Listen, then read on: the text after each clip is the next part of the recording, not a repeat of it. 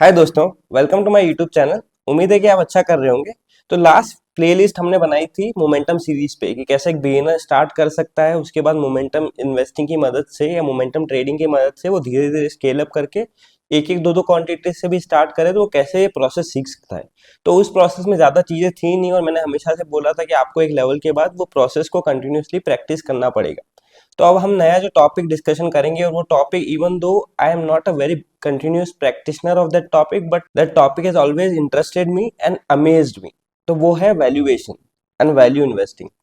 तो वैल्यूएशन के ऊपर हम स्टार्ट करें उससे पहले मैं आपको बेंजामिन ग्राहम, जो वैरेन बफेट के पहले गुरु थे और उन्होंने बहुत इन्फ्लुएंस किया था, उन्होंने अपनी बुक द इंटेलिजेंट इन्वेस्टर में बोला था कि stock market is full of extreme pessimism and extreme optimism, and a intelligent investor is who buys from a pessimist and sell it to a optimist। तो ऐसा क्यों होता है कि आपने देखा होगा कि 2020 में एक्सट्रीम पेसिमिज्म था, एक महीने में मार्केट 30-40% गिर गए थे, उसके बाद 6 महीने नहीं बदले और वापस market went one way up. The same thing happened between, if you see 2003 से 2006 तक सेंसेक्स वेंट नियरली 5x, और उसके बाद 2008 के बाद bank fail 75%। Like for example ICICI bank, जो आज का ब्लू चिप बैंक है और even one of the best bank है in terms of technology everything execution, तो वहां पे वो bank was down 75% from the high. तो यहाँ पे एक चीज क्लियर है कि लोग बोलते हैं प्राइस एफिशिएंट थ्योरी, मतलब कि जो भी मार्केट में हो रहा है उसको प्राइस डिस्काउंट कर देता है, या मतलब जो प्राइस है वो सही है। I actually don't believe it, because generally अगर ऐसा होता कि जो चीज भी ट्रू है उसके लिए प्राइस जस्टिफाई कर रहा है तो हमको कभी भी एक्सट्रीम स्विंग्स देखने को नहीं मिलते और उसकी मदद से ही एक अपॉर्चुनिटी क्रिएट होती है। तो ये वाला जो नया सीरीज हम स्टार्ट कर रहे हैं, हम इस पे जनरली टॉक करेंगे वैल्यू इन्वेस्टिंग पे और मेनली फोकस करेंगे कैसे हम वैल्यूएशंस और मार्केट साइकिल्स को अंडरस्टैंड कर सकें। तो वैल्यूएशन क्यों इंपॉर्टेंट है और वो क्यों चेंज होते हैं या उसके पीछे रीजन क्या होता है, वो है grid and fear and certain catalyst. ये समझने के लिए हम एक स्टोरी नरेट करूंगा मैं आपको। मान लीजिए एक गाँव में there were two milk shops. तो एवरीबडी जिसको भी दूध लेना होता था वो दो शॉप्स पे जाता था, and what happened, one factory which was having cows or buffaloes, they had a problem and their majority of cow had a infection and they majority died। मतलब कि एक फार्म में they couldn't produce milk। सो अब पूरे शहर में क्या बचा कि एक ही फार्म बचा। वहां पे he saw the demand and supply curve very efficiently, और वो उन्होंने देखा कि खाली डिमांड है तो उन्होंने वो कंपनी लिस्ट की, ये सब दिखाया कि पूरे शहर में एक ही मिल्क फैक्ट्री है या मिल्क प्रोडक्शन यूनिट है जो पूरे शहर को मिल्क प्रोड्यूस करता है। तो then at particular that time the stock went up. लोगों ने ये, किसी ने ये नहीं सोचा कि कोई दूसरे शहर से जाके एक काऊ भी ले आएगा तो वो भी अपना प्रोडक्शन स्टार्ट कर सकता है। तो generally that is how it works कि आपको वैल्यूएशन स्ट्रेच क्यों होते हैं नीचे में भी या ऊपर में भी, सर्टेन कैटलिस्ट की वजह से। तो उसका सबसे बेस्ट एग्जांपल मैं आपको बताना चाहूंगा। 2016 में when demonetization was announced, PM Modi announced at 8 o'clock in the night that no existing 500 and 2000 notes will be legal until new tender is announced। So वहां पे क्या होता था कि आप real estate as a industry कैसे ऑपरेट करता है, we all know real estate as a industry कैसे ऑपरेट करता है। ये पूरा इंडस्ट्री पेमेंट, या कोई भी आप घर खरीदते हो या प्रॉपर्टी खरीदते हो तो उसका कोई भी payment digitally fully bank to bank नहीं होता। There is some money which is always paid under the table in cash. आप 2016 में जाके देखिए, real estate stocks were beaten down badly. मतलब ऐसा था कि they were available 5 times 6 times the earnings also, और कुछ कुछ तो इतना, मतलब कि उनके एग्जिस्टिंग प्रोजेक्ट्स जो अवेलेबल थे, जैसे मान लीजिए कि एक कंपनी के पास 3000 करोड़ के प्रोजेक्ट है तो it was available at 1500 crore, even half of that. Because वहां पे लोगों को क्या होता है कि एक्सट्रीम शॉर्ट टर्म में बहुत पेसिमिज्म दिखता है, क्योंकि लोगों को अपना विजन ये नहीं देखना होता है कि अगर ये चीज सस्टेन कर गई तो क्या होगा। और वही हुआ। अगर जो भी 2016 में जो भी real estate companies है who were operating legally within the framework of digital payments and those survive the cost of running the business, or like जो खाली 6 महीना एक साल अपने आप को सर्वाइव कर गए, they did very well if you see from 2016 to 2023 and even in the long run। same thing happened with IT। for example IT 2021 में कोई खरीदना नहीं चाह रहा था। Nasdaq after COVID went one way up and then Indian IT and Nasdaq fell। So nobody wanted to buy because आप कोई भी अर्निंग सेशन देखो, इन्फोसिस का अर्निंग मिस हो रहा था, विप्रो का अर्निंग मिस हो रहा था, there were no good guidelines। So in 2021 July, IT index was available at 25,000, and now currently when there was extreme pessimism, IT companies were available at 18p 17p, meaning price to earning ratio। So ये सब चीजें matter करती है, और अगर आपके अंदर guts हैं कि to understand the certain catalyst कि कोई भी सेक्टर अगर पेसिमिज्म में है तो वो कैसे काम करके कैसे उसमें टर्न अराउंड आ सकता है, तो then it gives you additive advantage. क्योंकि let's say something which generally is trading at 10 times earning and you get it 3 times earning, you are already at a very good deal and that will help you. तो अब हम क्या करेंगे कि हम जाएंगे screen recording पे, जहाँ मैं आपको स्क्रीनर डॉट इन की मदद से 2-3 केस स्टडी बताऊंगा, और ये इंट्रो वाला जो वैल्यूएशन वाला पार्ट था जहाँ पे हमने साइकिल्स के बारे में डिस्कशन किया, उसको थोड़ा डिटेल में 2-3 केस स्टडीज से डिस्कस करेंगे। और आने वाले टाइम में आप एक्सपेक्ट कर सकते हो कि मैं इसी टॉपिक पे थोड़े और ज्यादा केस स्टडीज डिस्कस करूँ detail.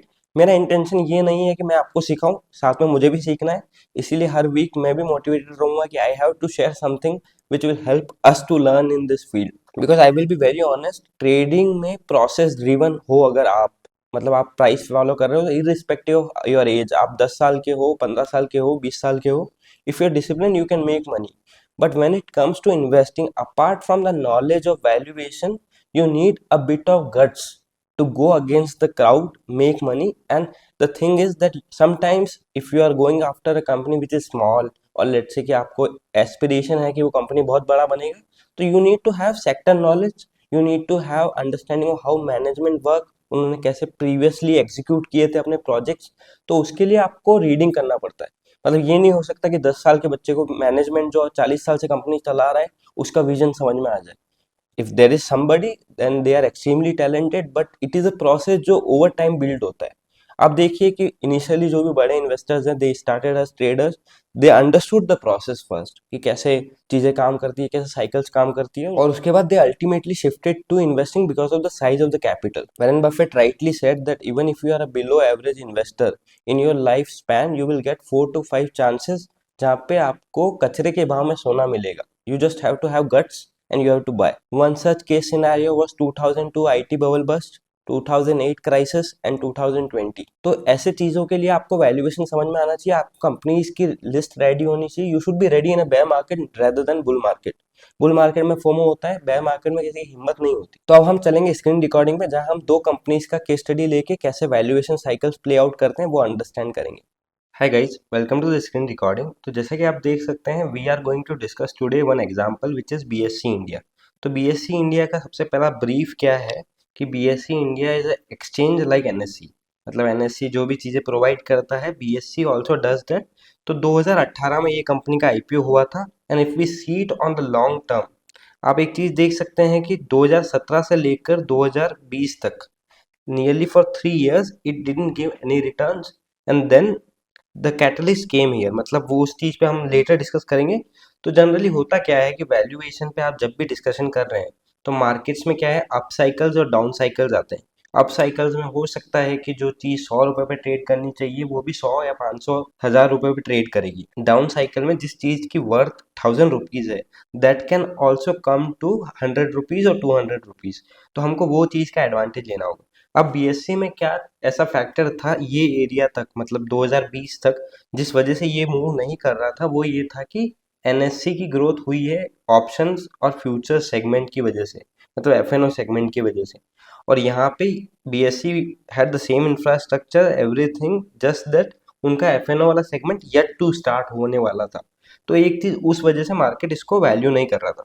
Now if you see from a duopoly, मतलब कि मार्केट में अगर 2 कंपनीज हैं जो ऐसी हैं एक ही बिजनेस टाइप की इंडिया में पूरा, तो वहां पे एक इस कैटलिस्ट की वजह से कितनी ग्रोथ कंपनी में आ सकती है। और दूसरी चीज जो हम वैल्यूएशंस पे डिस्कस करेंगे, तो सबसे ज्यादा डिस्कस किया गया और सबसे ज्यादा इग्नोरेंट और सबसे ज्यादा मतलब जिसको अंडररेटेड या ओवररेटेड माना गया है, मतलब कुछ लोग इसको बहुत वैल्यू देते हैं, कुछ लोग इसको वैल्यू नहीं देते हैं, तो वो है प्राइस टू अर्निंग रेशियो। मतलब कि अगर आपकी मान लीजिए कंपनी 100 रुपए की है और वो 10 रुपया कमा रही है, तो it is valued at 10 times the earnings. मतलब एक साल में जितना रुपया नेट नेट कंपनी बनाएगी उससे कितना गुना कंपनी अवेलेबल है। तो लेट्स से कि आज अगर हम बात करें, तो 2018 के टाइम पे BSc was available at 5.6 times the earning. मतलब कि जितना वो 5 साल में कमाएगी उतनी की वर्थ में आपको पूरी कंपनी अवेलेबल थी। Then the same thing happen during covid also, मतलब ज़्यादा से ज़्यादा 10 पीई के आसपास कंपनी की। और जैसे ही बीएससी ऑप्शन स्टार्टेड, जैसे कि बैंक फ्राइडे को सेंसेक्स की एक्सपायरी होना चालू हुई, उसके बाद बैंक एक्स की एक्सपायरी चालू हुई, तो वहां से थोड़ा मोमेंटम आया। तो आप जनरली एक चीज देख सकते हो कि कोई भी स्टॉक यहाँ यहाँ से यहाँ तक ऐसा नहीं था कि ये कंपनी बुरी थी। क्योंकि आप अगर देखें तो नियरली इस टाइम के आसपास company was valued at 3000-4000 crore और आज वो कंपनी नियरली 32,000 करोड़ पे वैल्यूड है। मार्केट कैप मतलब होता है कि पूरा टोटली अगर आपको कंपनी खरीदनी है आज के टाइम में तो कितने सारे शेयर की वैल्यू कितनी है, वो है 32,000 करोड़। तो एक टाइम पे ये कंपनी 3,000 करोड़ पे वैल्यूड थी। अब एक कैटलिस्ट आने की वजह से इस कंपनी में कितना ग्रोथ आई, तो वहां पे ये चीज हमको ये सिखाता है कि हो सकता है कि एक कंपनी बहुत अच्छी हो, उसके फंडामेंटल अच्छे हों, उसकी ग्रोथ मतलब स्टैग्नेंट इन टर्म्स ऑफ कि नया कुछ नहीं कर पाएगी या ऐसा कुछ, तो वहाँ पे अगर आपको कोई भी कैटलिस्ट मिले, जैसे इस केस में क्या कैटलिस्ट था कि हमारा जो एफ सेगमेंट है बीएससी का वो भी चालू हुआ और वहाँ पे अच्छी ग्रोथ आई। तो उसकी वजह से जहाँ मार्केट इसको 6 टाइम्स अर्निंग वैल्यू दे रहा था, आज के टाइम में the company is valued at 93 times earning. मतलब अगर कंपनी एक साल में 1 रुपया बनाती है तो कंपनी की वैल्यू 93 रुपीज़ है। और उसी को चीज़ को अगर आप देखें तो कंपनी के पास आप एक चीज़ देख सकते हैं कि शुरू से कभी भी डेट नहीं था। मतलब कि जनरली आप हिस्ट्री में जाके कोई भी कंपनी स्टडी करेंगे तो generally companies go out of business या बैंकरप्ट इसलिए होती है क्योंकि वहाँ पे बैंक उनकी बोरोइंग्स बहुत ज़्यादा होती है और उसकी वजह से उनको इंटरेस्ट देना पड़ता है। तो आप जनरली देखिए कि कंपनी के पास शुरू से कोई बोरोइंग नहीं थी। ऐसा नहीं है कि आज बोरोइंग हट गई है, आप 2018 में भी देख सकते हैं बोरोइंग नहीं थी। और उसके अलावा they had investment which were good enough. मतलब एक टाइम पे आप देख सकते हैं कि 2018 में जब ये कंपनी 3,000 करोड़ की थी तो इसके कैश एंड कैश इक्विवेलेंट्स या अदर देन इन्वेस्टमेंट्स वो भी नियरली 1 टाइम सेल्स के आसपास। और उस टाइम पे कंपनी की सेल्स कितनी थी, तो आप देख सकते हैं कि 2018 में जब कंपनी की वैल्यू 3,000 करोड़ थी या अंडर वैल्यू थी, उसका क्या कैटलिस्ट था कि आप यहाँ से यहाँ तक देखिए ये पूरा फेज ऐसा था कि कांस्टेंट फेज, कोई नियरली सेल्स में ग्रोथ नहीं, पर जैसे ही इसके एफ सेगमेंट चालू हुआ उसके बाद आप यहाँ पे देखिए कि जितना ये पहले एक साल में करती थी उसका आधा आज एक क्वार्टर में कर रही है। और generally that is how the growth pans around. तो इस केस स्टडी से हमको दो चीज़ें सीखने को मिलती है कि आपको साइकिल्स के टाइम पे जब market in terms of sentiment, जैसे 2018 के टाइम पे स्मॉल कैप मिड कैप गिर रहे थे और उस टाइम पे small cap had a best valuation in terms of whatever they were valued, in terms of earnings हो गया या in terms of the growth yet to come, तो वहाँ पे वैल्यूएशन बहुत अच्छा था। तो आपको उस टाइम पे एग्रेसिव पेसिमिज्म मिलेगा और उस वजह से आपको अच्छे बेट्स मिलेंगे। और आप एक और चीज़ देख सकते हैं कि जब मार्केट में अप साइकिल्स आते हैं या यूफोरिया मोमेंट आता है, जैसे कि आप 2004 से देखिए 1,000 लेवल से लेकर 5,000 six times small cap index went. और फिर एक फेज आया जहाँ पे स्मॉल कैप इंडेक्स इन 2008 फेल नियरली 72% और 74%, जैसा कि आप देख सकते हैं।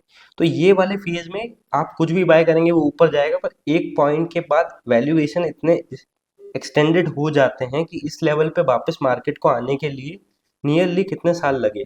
मतलब आप बोल सकते हैं कि 2008 का जो टॉप बना था किसी ने यहाँ पे खरीदा होगा तो उसको कम से कम 8 साल वेट करना पड़ा। और उसके बाद same cheese happened in Covid also. मतलब जिसने 2006 में खरीदा था उसको कोविड में वही सेम भाव मिला। तो आपको एक चीज़ देखने को क्या मिल रहा है कि 2006 से लेकर वैल्यूएशन में कोई चेंज नहीं है। ये साइकिल आप यहाँ पे भी देख सकते हैं। आप अप फेज में बहुत ऊपर गया फिर डाउन फेज, तो नियरली इस पॉइंट में अर्निंग्स बहुत अच्छी हुई होगी कंपनीज की। तो जिसके अंदर पेसिमिज्म को झेलने की हिम्मत होती है, जैसे कि जो ड्रॉडाउन झेल सकता है और जो भी वैल्यू इन्वेस्टिंग जनरली करता है, और वो एक चीज़ से एक्सेप्टेड रहेगा कि मुझे कभी भी 30% 40% अपने इन्वेस्टमेंट में ड्रॉडाउन आ सकते हैं। और अगर आप वो झेल सकते हैं तो आप इस फील्ड में अच्छा करेंगे। So that is something which even I am understanding with how valuation play around and how we can understand the business better.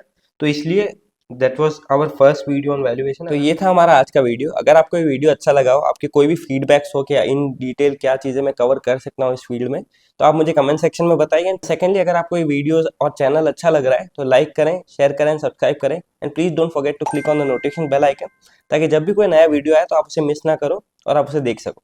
Thank you.